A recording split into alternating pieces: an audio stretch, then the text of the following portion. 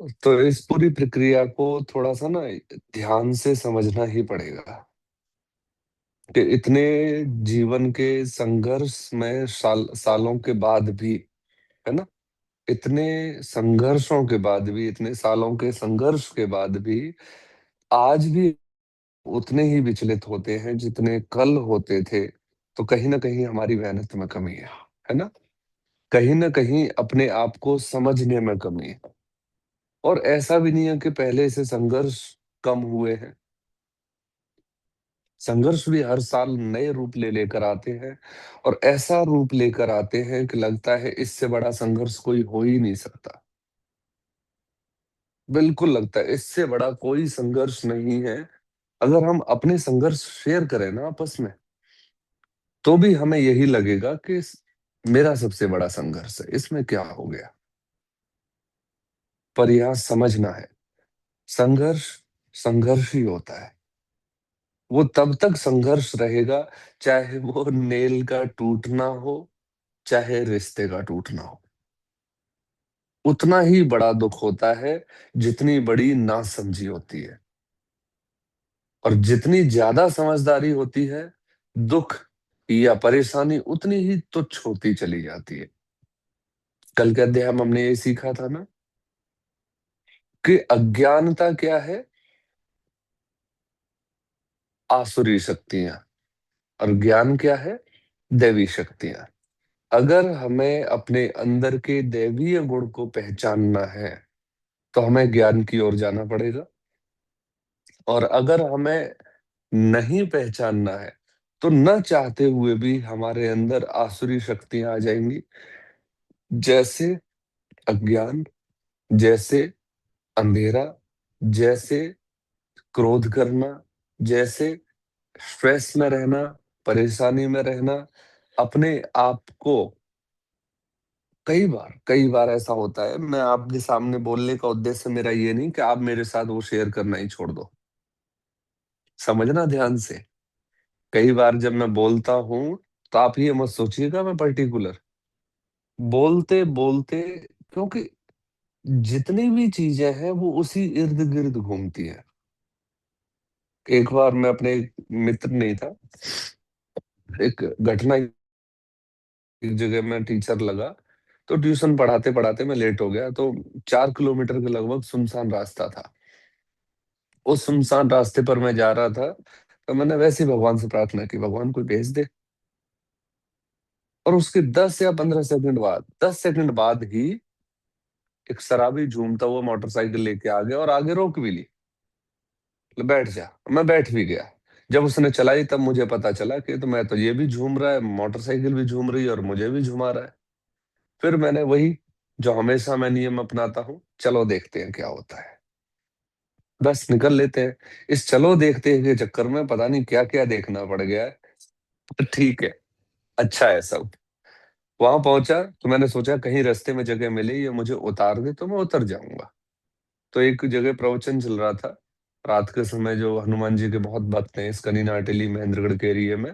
तो कीर्तन चल रहा था हनुमान जी का। तो बीच में एक व्यक्ति अच्छा अच्छा एक्सप्लेन कर रहा था, बहुत अच्छा। मेरा मन लग गया, वो उठ के चल दिया, चल भाई चल। मैं बोला क्यों, क्या हुआ? बोला यार ये बाबा ऐसे बोल रहा है जैसे मेरे से ही बोल रहा हो। आप समझ रहे हैं, आध्यात्म का मार्ग इतना सटीक होता है कि वो हर व्यक्ति पर, हम सभी जितने भी यहाँ उपस्थित है ना, सब पर उतना ही सटीक बैठेगा जितना पर्टिकुलर एक पर।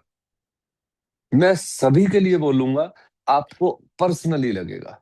ठीक है, क्योंकि ये मार्ग का रास्ता एक ही है जो सभी जगह काम करता है।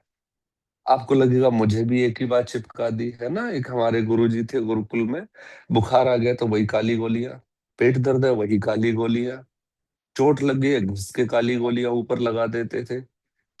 जो भी एक्सपायर्ड, बस वही काली गोलियां। तब से फिर मैंने भगवत गीता को कुछ महीने काली गोलियों की दवाई बोली थी। जिंदगी में तूफान चल रहा है, भगवत गीता पढ़ लो। आपको कहीं लेक्चर देने जाना है, भगवत गीता पढ़ लो।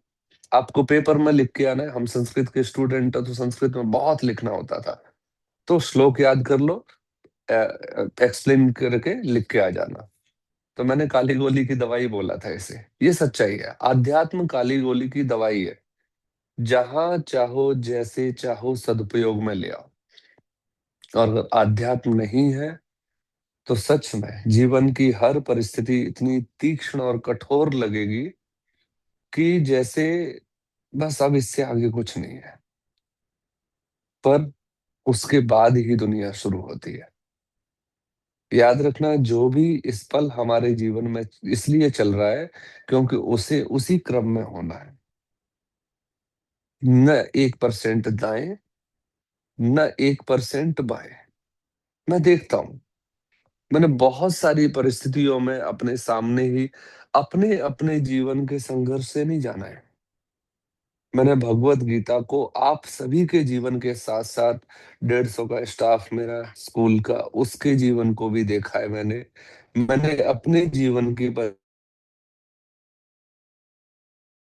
बताऊंगा कि सेंसस वालों की आज मीटिंग थी और मुझे बिल्कुल नहीं मालूम था। एसडीएम ऑफिस से कॉल आया और सीधा था कि आपके नाम से नोटिस निकला है, इसे आके रिसीव करके जाओ। नो डाउट, ठीक है। और फिर उसका जवाब देना आपको 3 दिन के अंदर जवाब देना है। अब आप समझिए कि किसी गवर्नमेंट एम्प्लॉय का इस तरह का फोन आए एसडीएम ऑफिस से डायरेक्ट और सीधा नोटिस मिले आपको, तो क्या रिएक्शन होना चाहिए? एक्शन तो कुछ होगा नहीं, रिएक्शन ही होगा। अब मैं हमेशा आपको एक ही लाइन बोलता हूँ। क्या बोलता हूँ? चलो देखते हैं क्या। यही बोलता हूँ ना मैं। मैंने भी उनसे ही बोला कि चलो ठीक है सर, अब आपने जो भी सोचा अच्छा ही सोचा होगा। मैं सोमवार को आके ले लेता हूँ। आज क्यों नहीं? मैं सर अगर आज आ सकता तो फिर मैं मीटिंग में नहीं आ जाता। लेटर लेने आने की क्या जरूरत थी? दूसरा, गले की आवाज से पता चल रहा होगा, इतना तो क्लियर हो ही सकता है। और फिर यूं बोले कि आपको बिल्कुल नहीं लगता एसडीएम ऑफिस से कॉल आ रहा है तो आपको कुछ औपचारिकताएं, कुछ बहाने कुछ देना चाहिए। मुझे सर ऐसा क्यों देने हैं मुझे बहाने? अगर मेरे को 150 घर मिले हैं, 140 कर चुका हूं, तो 10 के लिए क्यों बहाने दूंगा? हाँ, आज नहीं कर सकता, सकता है बोले संडे को आपको लेना पड़ेगा। मैंने नमस्ते करी, मंडे को बात करते हैं सर, और फोन रख दिया। इससे ज्यादा तो कुछ नहीं कर सकते। इससे क्या होगा? नोटिस ही तो मिलेंगे। अब उस नोटिस की भी जिम्मेदारी देखी जाएगी। पर मेरा वर्तमान जो है वो किसमें है? मैं 300 किलोमीटर दूर बैठा हूँ। मेरा वर्तमान, मैं फैमिली के साथ हूँ, परिवार के साथ हूँ, आराम से घर बैठा हुआ हूँ। ऐसी उस स्थिति में क्या विचलित होना जरूरी है? कितना जरूरी है? अब ये छोटी सी समस्या लग रही है, परंतु अगर वही नोटिस थोड़ा तीक्ष्ण निकल जाए और कोई लॉ लगा के और मुझे बता देंगे जाओ सस्पेंड हो आप, तब आप सोचिए। क्योंकि उसके बाद जितने कॉल मेरे पास आए हैं वो सब मास्टरों के थे। कम से कम 10 मास्टर ने कॉल की और 10 के 10 की एक ही लैंग्वेज थी कि दूसरे नोटिस पे सीधे सस्पेंड है। मैं ऐसा करो, दूसरा नोटिस ही पहले छपवा दो, पहले वाले को बाद में छपवाते रहना। इससे ज्यादा क्या होगा? क्योंकि आप जब जीवन को आसान मान लेते हैं, मतलब जीवन को सेकेंडरी मान लेते हैं और बाकी दुनिया को प्राइमरी मान लेते हैं, हम दुख में शामिल हो गए। याद रखना, आपके अलावा आपके परिवार का सदस्य का जीवन भी उस आपसे अलग है। आप समझना ध्यान से। हरनीत जी का जीवन अलग है, इयाना का अलग है। ये हरनीत जी का वहम है कि इयाना उनकी जिम्मेदारी है। समझना ध्यान से। मेरा वहम है कि मैं अपने माता पिता का ध्यान रखूं, परंतु इस जीवन में से ये जरूर सीखा है कि मैं भी इनकी उतनी ही हेल्प कर पाऊंगा जितना व्यवस्था में होगा। ध्यान से समझना, ये भी मेरी उतनी ही हेल्प कर पाएंगे जितना मेरा इनके साथ व्यवस्थागत लिखा होगा। उससे एक रत्ती ज्यादा नहीं, एक रत्ती कम नहीं। अब ध्यान से समझिए। अब आपके किसी भी परिवार के सदस्य को आप याद करो और फिर आप उसे पूरी ताकत से, ब्लेसिंग से कुछ भी करके देख लो, नहीं घटेगा कुछ भी।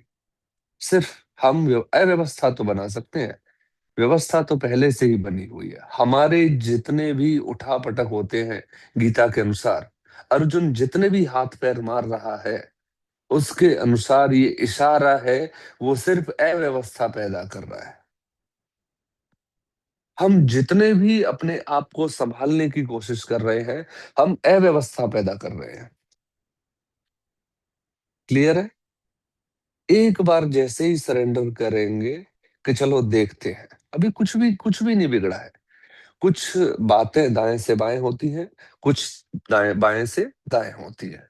जैसे एक छोटा-सा एग्ज़ाम्पल लेता हूँ, एक छोटा-सा बिल्कुल। अ,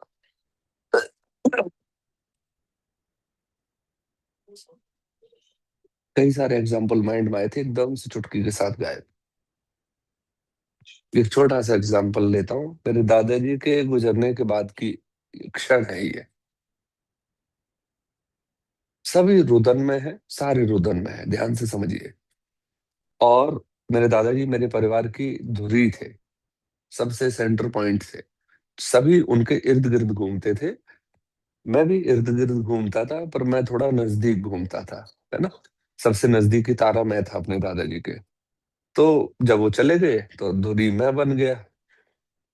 अब धुरी मैं बन तो गया, परंतु हूँ तो तीसरी पीढ़ी, दादाजी के बाद।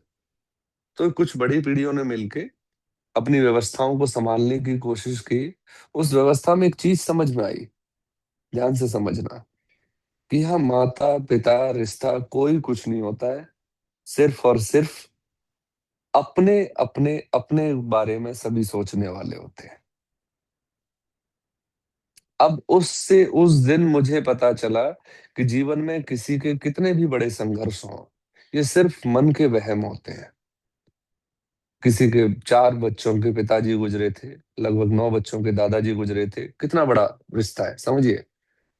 परंतु 2 दिन बाद क्या चल रहा है? बँटवारा,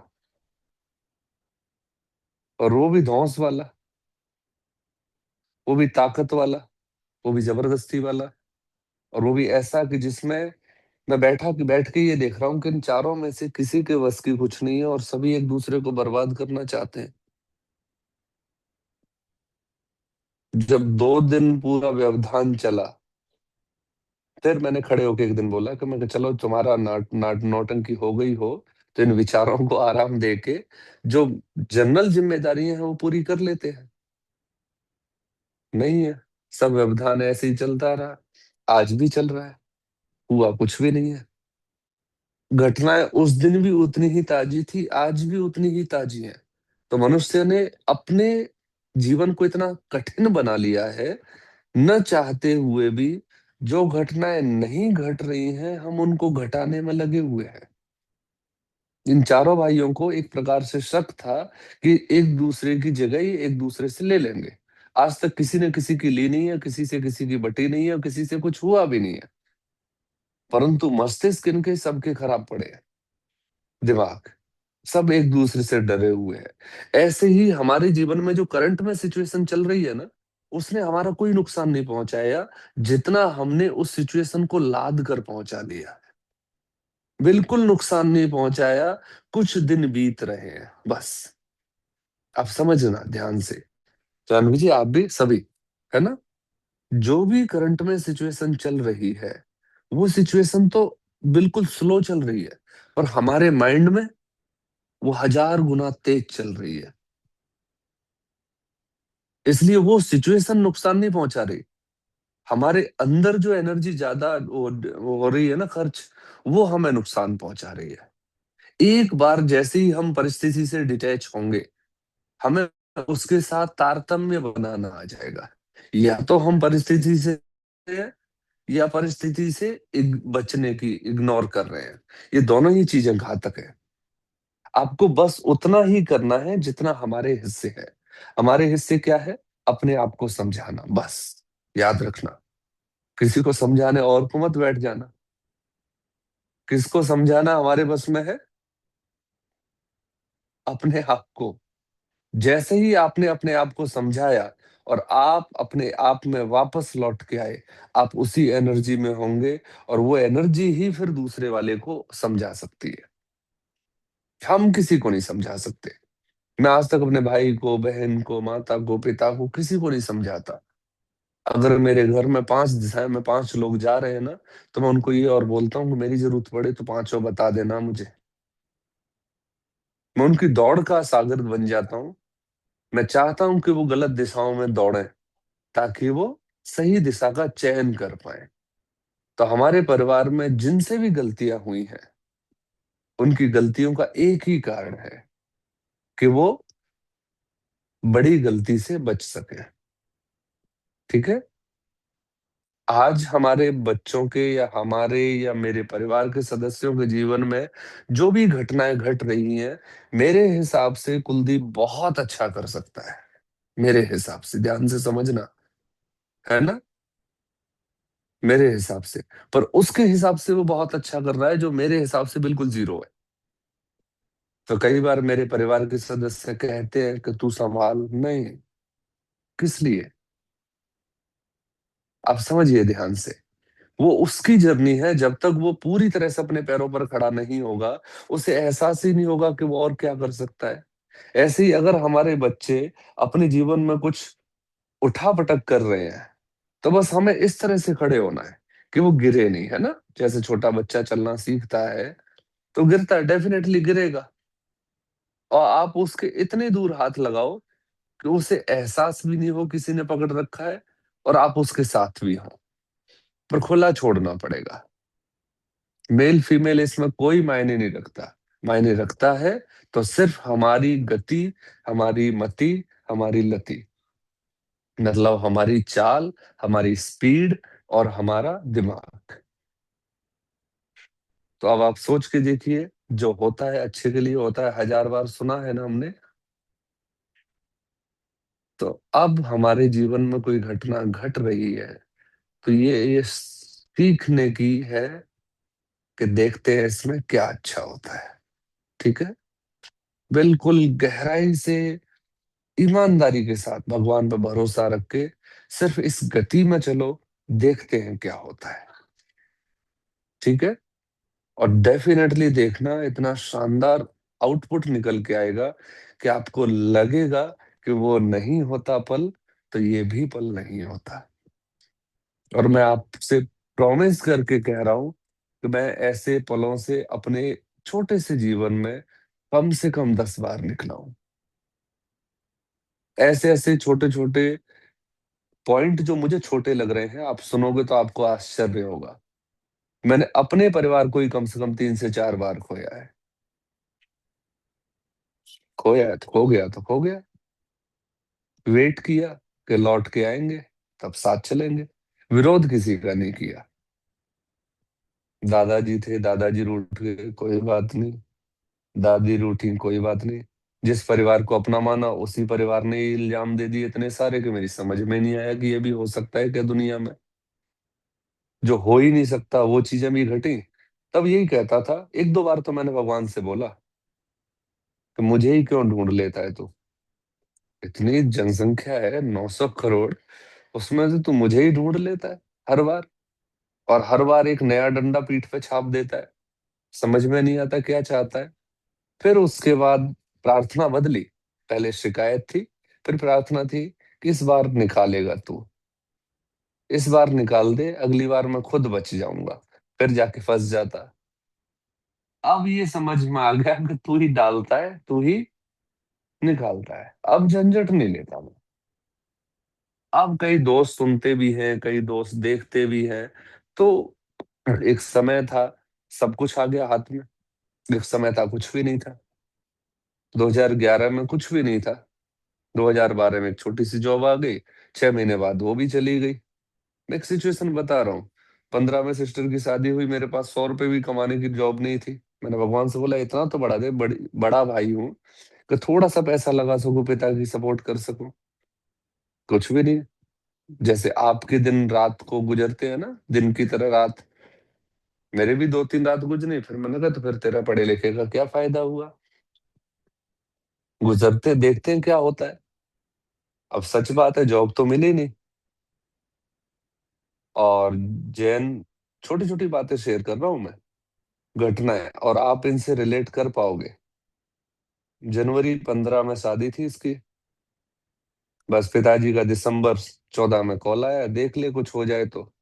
पता नहीं कहाँ से क्या व्यवस्था बनी, और भगवान की दया से पता नहीं कहाँ से पैसा आया, दोस्त भी ऐसे कि ले भाई यार थोड़ा हम अपनी तरफ से हेल्प करना चाह रहे हैं। मैंने कभी मांगी भी नहीं, बस अपने यहाँ व्यवस्था बनी और बहुत शानदार चीजें निपट गई। अब मैं सोच रहा हूँ कि हो क्या रहा है।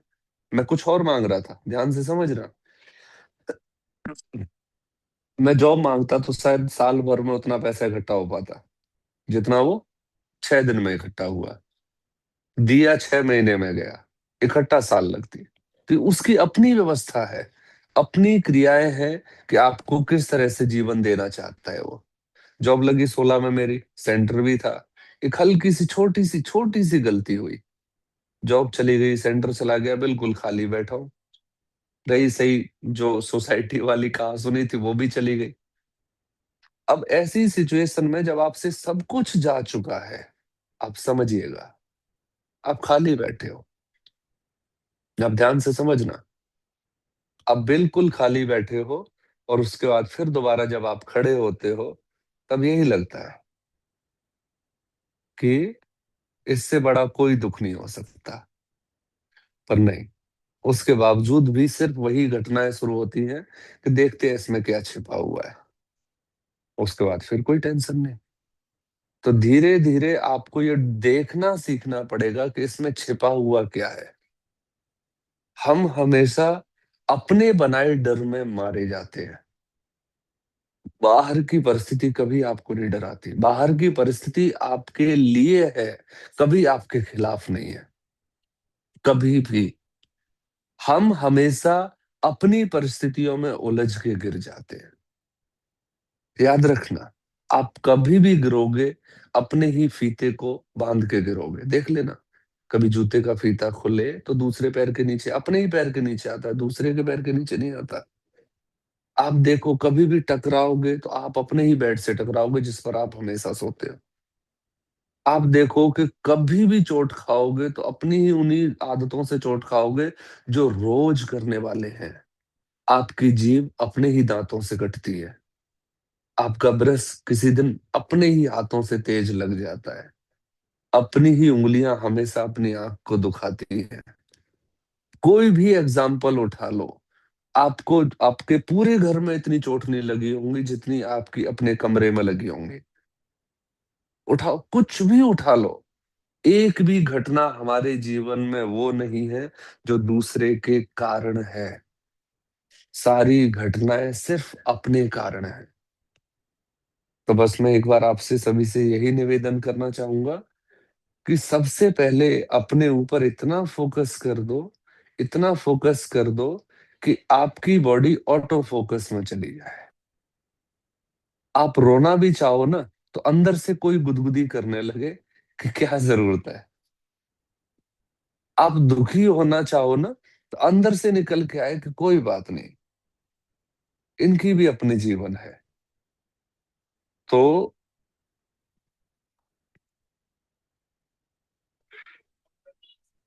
मैंने शायद आपको घटना बताई थी, आप अब अच्छी तरह रिलेट कर पाओगे कि मेरे दादाजी गुजरे थे 24 जुलाई 2021 में। 27 जुलाई को अचानक से पिताजी को चेस्ट का पेन हुआ, ब्रीदिंग का, बताया था ना। हॉस्पिटलाइज हुए, डॉक्टर ने हाथ जोड़ दिए, सारी परिस्थितियां खड़ी हुई है। अब इससे बड़ी समस्या तो नहीं लग सकती ना। अब अपनी समस्याओं को जोड़ के देखो,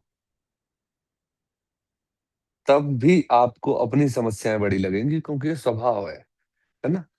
वो बीत चुकी है इसलिए वो समस्या नहीं है, नहीं है। ऐसी परिस्थिति में भी सिर्फ एक ही चीज संघर्ष के लिए बचती है, क्या? कि आप अपने आप को कितना स्थिर रख पाते हैं। आप हर परिस्थिति के लिए हमेशा संघर्ष नहीं कर सकते। हर परिस्थिति के लिए आप तैयारी नहीं कर सकते। हर परिस्थिति में आप जीत नहीं सकते। हाँ, हर परिस्थिति में आप सरल रह सकते हैं, शांत रह सकते हैं। और हमेशा शांत और सरल रहने वाला ही व्यक्ति अंत में मुस्कुरा पाता है कि चलो मैंने अपना धैर्य तो कम से कम नहीं खोया। समाधान तो अच्छा निकला, है ना, समाधान निकल आया, बहुत अच्छा निकल आया। पर मैं तो बेचैन क्यों हो रही थी या हो रहा था? सेम सारी व्यवस्थाएं हैं। क्या पड़ी हुई है कुंती को अपने पुत्रों के साथ, इतने बलधारी, धनुर्धारी, है ना, ज्ञानवान पुत्रों के रहते हुए भी, अगर उसे 14 15 साल, 18 20 साल, जो भी जीवन उसे बिताना पड़ा जंगलों का, क्यों बिताना पड़ा? क्योंकि नियति की अपनी व्यवस्था है। हमारे बच्चों की भी एक अपनी अलग जर्नी है। कुछ मूर्खताएं करके कुछ अच्छी बुद्धि लेंगे वो। ऐसा नहीं है कि हमारे समझाने से चीजें बिल्कुल क्लियर आ जाएंगे, नहीं है। लाइफ के कुछ चैप्टर लाइफ ही सिखाती है ना। हमारे लाफे काम नहीं आते, पर जब लाइफ लाइफ लाफे लगाती है, उसके बाद कोई उसे मिटा भी नहीं पाता जिंदगी भर। बिल्कुल सिंपल सा, मेरे एक दोस्त का फोन आया, उस वो कई बार वो शेयर करता था कि उसकी ताई जी हैं, वो किस तरह का व्यवहार करती हैं। तो एक दिन मेरे साथ बैठा हुआ था, फोन आया मेरे सामने स्पीकर में, मत लगा यार, मेरे को मत सुना। वो लेकर नहीं, थोड़ा देख ले। उसकी माता जी बहुत बड़ाई कर रही, आज तो खाना भी बना के दिया, जाने से पहले पैक भी कर दिया, सारी व्यवस्थाएं। मैंने चुपके से पूछा, 10 20 हजार रुपए मांगे क्या?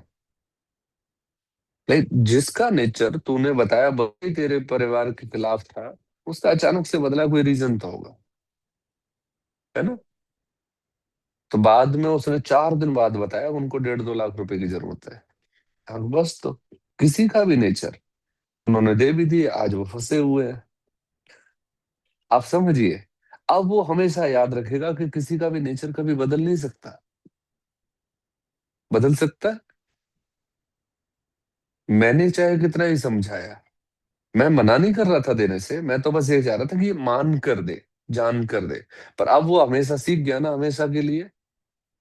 ऐसे ही हम भी ऐसे ही सीखे हैं। पर अपनी परेशानी कभी परेशानियां नहीं लगती, अपने परिवार पे आई हुई परेशानियां, फिर हमें लगता है कि मुझे ही जीतना है, मुझे ही लड़ना है, मुझे ही सब कुछ करना है। तो आइए, आज भगवत गीता का तो नहीं हो पाया, पर कुछ अगर आपके प्रश्न हो तो बता दीजिए मुझे, हमने कर लेते हैं। कोई प्रश्न मन में, किसी भी तरह का बनाओ, पैदा करो। ओवर थिंकिंग को लेके, कुछ ऐसी थिंकिंग को लेके कि इतना समझदार होने के बाद भी पता नहीं क्यों एक अनजाने से डर लगता रहता है।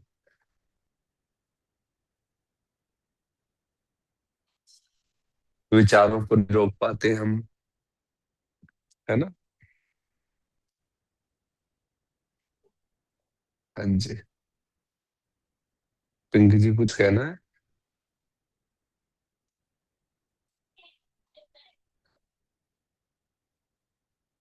अवनीत जी? इतना मतलब ये सब अटेंड करने के बाद और सारी चेंजेस लाने के बाद भी, मतलब कोशिश करने के बाद भी, मतलब आज काफी टाइम बाद रोना तो आया था। हम्म। हाँ, बोलो आप पहले बोलो। हाँ बेटा। हाँ, हेलो याना।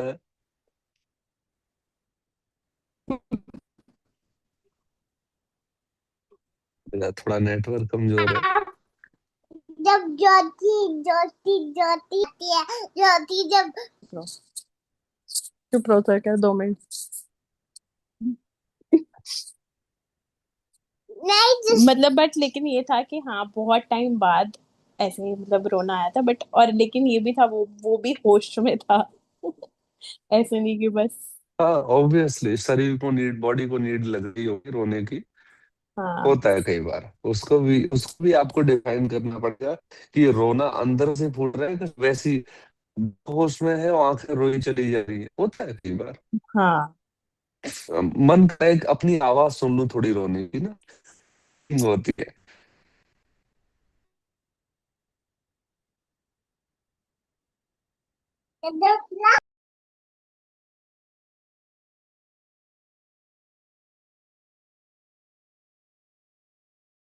आप पूछ सकते हैं।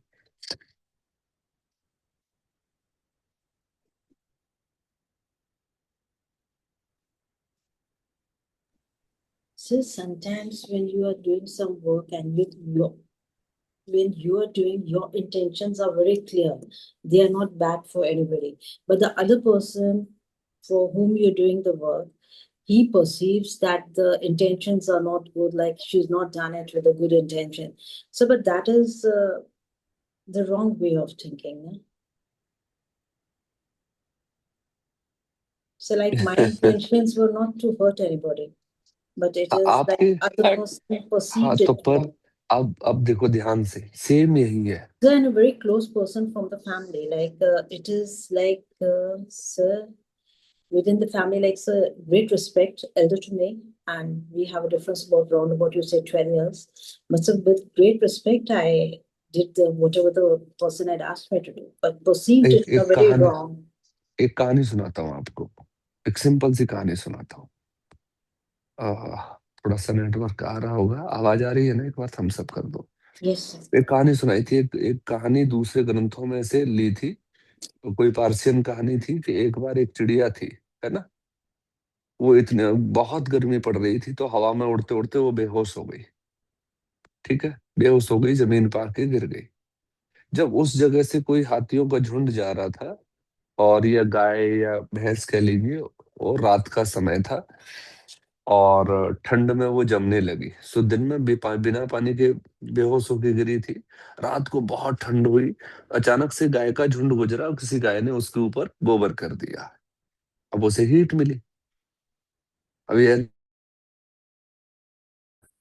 हीट मिली तो हुई, उसने चहकना शुरू कर दिया। ये गुजर रही थी। उसने देखा ये चहकने की आवाज कहाँ से आ रही है। उसने वो गोबर खोद लिया। खोद के वो निकाल के उसे आ गई। यहाँ इंटेंशन किसी की कुछ नहीं है। आपकी इंटेंशन कितनी भी साफ क्यों नहीं हो, जब मेरे तक दुख पहुंचना है, तो मैं आपकी असली बातों में से भी दुख निकाल लूंगा। ध्यान से समझना। कई बार जिन उद्देश्यों के लिए हम जीवन जीते हैं, वही उद्देश्य और भारी हो जाते हैं। मैं अगर आपको एक छोटा सा और एग्जाम्पल ले लो। एक ही परिवार के 4 सदस्य इकट्ठे बैठे हैं, मजाक मजाक में एक दूसरे को कुछ कह दें। मान लो मैंने आपसे 100, 200, 500 रुपए उधार ले रखे हैं ना, कुछ रुपए उधार ले रखे हैं, और अचानक से क्या हो, मजाक मजाक में आपसे कोई ऐसा चुटकुला बोल जाए जो मेरी उधारी पर सटीक बैठता हो। आपने तो चुटकुला सुनाया, मैं उसमें से क्या निकालूंगा? ऑब्वियसली समझ रहे हो ना? तो यहाँ कोई किसी को आपने हर्ट करने के लिए मत बोला कुछ, परंतु जिस व्यक्ति के जीवन में आना उस क्षण दुख है, तो वो आपकी अच्छी बातों से भी परेशानी निकाल लेगा। और अगर मेरा सुख का क्षण चल रहा है, तो आपकी कटाक्ष में से भी मैं मजाक निकाल लूंगा। तो आप इस झंझट में बिल्कुल मत पड़ो कि आपके बोलने से किसको सुख पहुंच रहा है या किसको दुख। आपकी इंटेंशन नहीं है ना दुख पहुंचाने की। और मुझे तो नहीं लगता कि आप किसी को दुख पहुंचाने के उद्देश्य से कभी कुछ बोल सकते हो। फिर भी अगर किसी को दुख पहुंच रहा है, तो बड़ा महान व्यक्ति हो। ठीक है, तो उसकी महानता के आगे तो हमारा अध्यात्म रखा रह जाएगा। कुछ लोगों के इतने कलाकार होते हैं, कुछ लोग कि जिन्होंने अपने आप को दुखी रखने के बहुत सारे टेक्निक सीख रखे होते हैं। कई बच्चों की काउंसलिंग में जब करता हूँ, उनसे बात करता हूँ, मेरा मन करता है इनके पैर पकड़ लो। पूछना चाहता हूँ कि आप इतना दुख लाते कहाँ से हो? जो दुख नहीं है वो भी दुख बना रखा है उन्होंने। उनको इस बात का दुख है कि मेरी पेंसिल 2 बार टूट गई आज दिन में। मैंने कहा, हे भगवान, आप सोचो, उनके दुख सोच के देखो कि मैं लंच में सामान रखती हूँ, उसमें से आधा सामान निकलता है लंच में। ये स्ट्रेस है आजकल के बच्चों को। आप कैसे समझाओगे कि दुख क्या होता है? बच्चों को इस बात का दुख है कि उनको उतनी पॉकेट मनी नहीं मिलती जितनी उनके फ्रेंड्स को मिलती है। अब मैंने पूछा कितनी मिलती है आपके फ्रेंड्स को? मैंने चलो पैसे में बताओ, परसेंटेज में बताओ। बोले उसके पेरेंट्स उसको मान लो जो भी मंथ का 10K 15K जो भी बोलना चाह रहे थे, उसे 20K मिलती है। पर उसके पेरेंट्स मेरे पेरेंट्स जितने अमीर नहीं है, फिर भी उसके पेरेंट्स 10K देते हैं, मेरे 12K देते हैं बस। उनको तो ज्यादा देनी चाहिए ना, ना कि जाके मम्मी पापा के कान पकड़ लेना। इसमें मैं क्या कर सकता हूँ? आप समझाओ, मैंने कहा, वाह, तेरी पॉकेट मनी बढ़ाने के लिए मैं मीटिंग करूं? ये कहाँ की टेक्निक हो सकती है? तो अब मैं जस्ट इतना कहना चाह रहा हूँ कि आज के समय में आप कौन क्या सोच रहा है आप अंदाज नहीं लगा सकते, पिंकी जी। और सभी से कह रहा हूँ, आप कौन क्या सोच रहा है इस झंझट में पड़ने की बजाय आप कितना कम सोच रहे हो इस पर फोकस करो। ऐसे ऐसे तो आपने मेरे को पूरा द्वंद्व में डाल दिया। मैं इतने लोगों को सुन के भूल चुका होता हूँ, वो सारे याद आ गए। उनको ये देखो दुख हो जाता है कि दो सिस्टर्स की काउंसलिंग थी। एक सिस्टर को दूसरी सिस्टर से ये शिकायत थी कि ये सारी चीज व्हाइट खरीदती है और इसकी व्हाइट रहती है, मैं इसके देख के व्हाइट ले लेती हूँ, मेरी गंदी हो जाती है। अब मैं बोला इसमें फिर? बोले ये टोक मार देती है। हाथ जोड़ लिए मैंने। वैसे कि देवी हो, तुम जाओगे, मैं जब लायक हो जाऊंगा ये करने के तो मैं बुला लूंगा आपको। तो आप समझ रहे हैं कि हम बैठे बैठे किन चीजों में से दुख निकाल ले रहे हैं। अभी गाड़ी चला के लेके आ रहा था, किसी ने चौराहे पर 4 चावल और एक दीपक जला रखा था। मेरे साथ दो दोस्त बैठे थे राजस्थान वाले, थोड़ा इनको वहम भी ज्यादा होता है ना। ये बोले इसके ऊपर से तू मत पहले निकाल। मैंने कहा मैं ही पहले निकालूंगा, मैं भी तो देखना चाहता हूँ ना, अब तक मेरा पाला नहीं पड़ा हुआ, मैं निकाल लाया। उनको थरथरी चढ़ने लगी, वो बोलने लगे अभी कुछ हो जाएगा, देखना 1 किलोमीटर। मैं कहा इतना सुनसान रास्ता है, तो मैं टेंशन मत लो, कहीं भी गिरा के भाग जाऊंगा मैं। वैसे ही बस सिंपल सा चौराहा है जिसमें कुल दाल चावल रखे हुए हैं, इतनी स्ट्रेस ले रहे हैं कि वो जो 4 दावल चावल के दाने इतने वो हो गए ताकतवर कि वो जो शक्ति ने हमें जीवन दिया है वो बेकार हो गया। आप सोचो इस शरीर को बनाने में पृथ्वी ने प्रकृति ने कितने महीने साल और दिन लिए हैं, और कोई ने एक दाने से छीन सकता है? ये उसकी शक्ति है, जितना जिस तरह से जैसे जैसे हमारे जीवन को बनाया है ना, वैसे ही बनाएगा। हम यहाँ प्रयास सिर्फ एक कर रहे हैं, अपने मन को शांत करने का, है ना, अपने विचारों को क्षीण करने का, अपने आप को सरल बनाने का। यही कर सकते हैं, इससे अलावा हम कुछ भी डिसाइड नहीं कर सकते। ठीक है? तो आप प्लीज कोई भी टेंशन मत लो किसी की, कुछ कोई क्या समझ रहा है, आप तो और खुश हुआ करो। अच्छा, मेरे कहने का ये मतलब ही निकलता है, आप तो खुश होना चाहिए। कहो कमाल के हो भाई, कमाल के साथी बैठे हुए हैं। एक मित्र ने मेरे ने पूछा, बोले यार तेरे साथ जो हुआ है ऐसा तो नहीं है कि तेरी कोई गलती नहीं हो? देखो प्रश्न बड़ा अच्छा है कि मेरी कोई गलती नहीं हो, मेरे साथ गलत हो जाए, ऐसा तो नहीं हो सकता। फिर मैंने उसकी तरफ देखा और पूछा, मैंने कि देख, तू मेरा दोस्त है, तो तू मुझे जानता है बाई नेचर। अगर मेरा असली दोस्त है तो मेरा स्वभाव जानता है, तो तेरे को ये सवाल करना ही नहीं चाहिए। अब तू मेरा दोस्त नहीं है तो मुझे क्या फर्क पड़ता है कि तू क्या सोचता है? आप समझिए ना, अगर मैं सही हूं और तू मेरा दोस्त है तो तेरा ये सवाल बनता ही नहीं है, क्योंकि तू मुझे जानता होता। अब अगर तू नहीं जानता इसलिए तूने ये सवाल पूछा है, तो फिर मेरा दोस्त है ही नहीं तू। तो फिर मैं तेरे लिए धन्यवाद करता हूँ, तू अपने रास्ते निकल। अब यहाँ ध्यान से समझना, यहाँ किसी को भी आपके लिए नहीं पड़ी है, सब अपने लिए जी रहे हैं। आप अगर आज नई गाड़ी ले आओ ना, तो भी लोग ये पूछेंगे कि सेकंड हैंड लिया है। आप आज घर ले लोगे ना, तो बस यही पूछेंगे किस्त पे लिया है।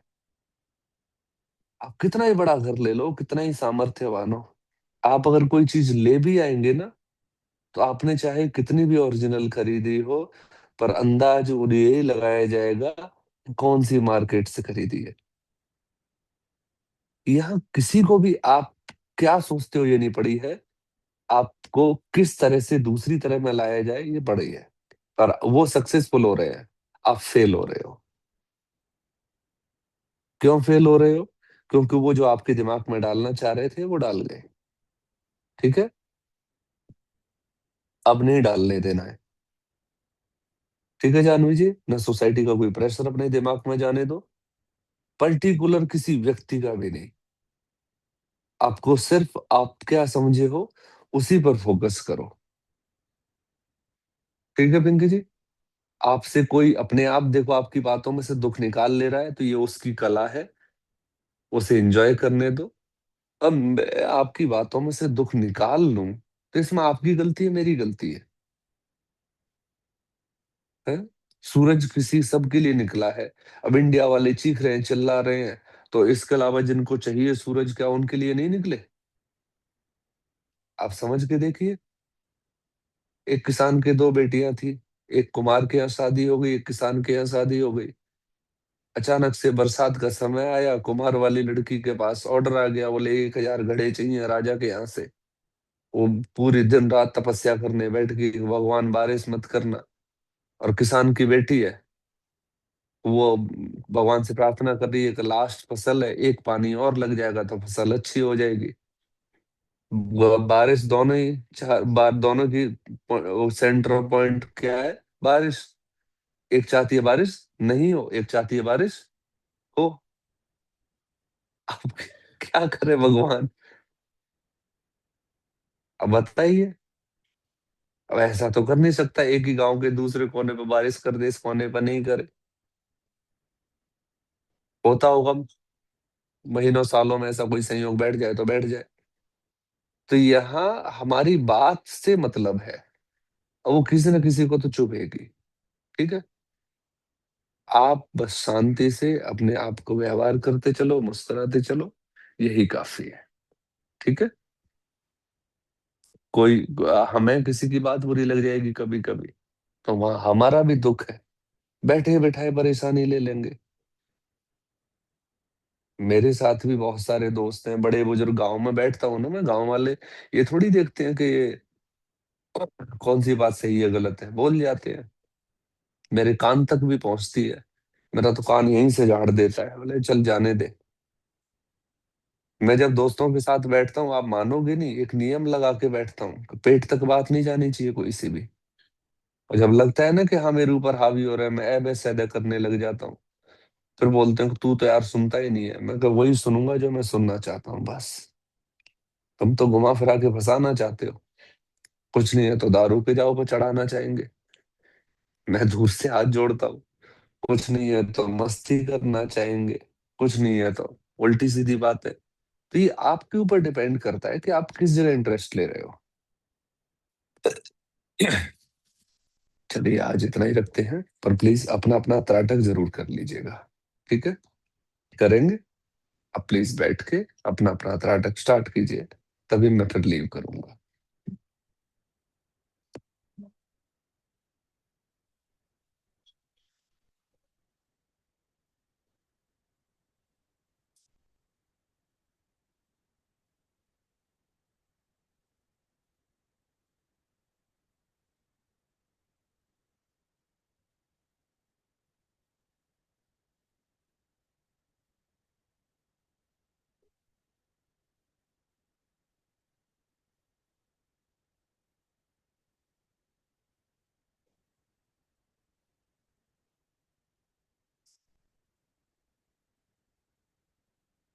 जी, तैयारी हो गई है हमारी। प्रकाश कर लीजिए, बिल्कुल रिलैक्स बैठ जाइए।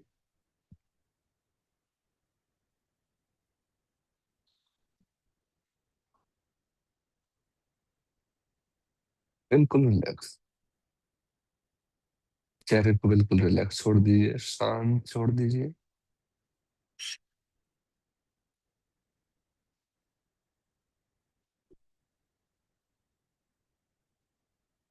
धीमे से दोनों आंखें बंद कर लीजिए।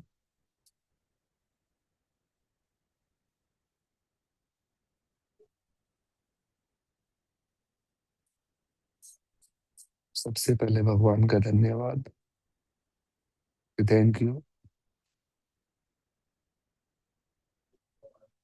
इस पल के लिए, जीवन की हर उस परिस्थिति के लिए जब लगा था कि मैं डोल जाऊंगी, और जीवन के हर उस सहारे के लिए कि जब लगा था कि सब कुछ बिखर रहा है, तूने फिर संभाल लिया।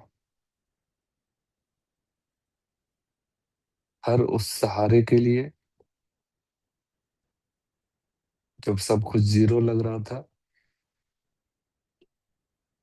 तूने सहारा दिया। और तूने आज करंट जो भी सिचुएशन दे रखी है, उसमें भी जरूर तेरा कुछ प्लान होगा। उस प्लान के लिए भी तेरा बहुत बहुत धन्यवाद। और धीमे से, बिल्कुल मुस्कुराते हुए आंखें खोल के त्राटक अगले 10 मिनट तक करेंगे। ठीक है?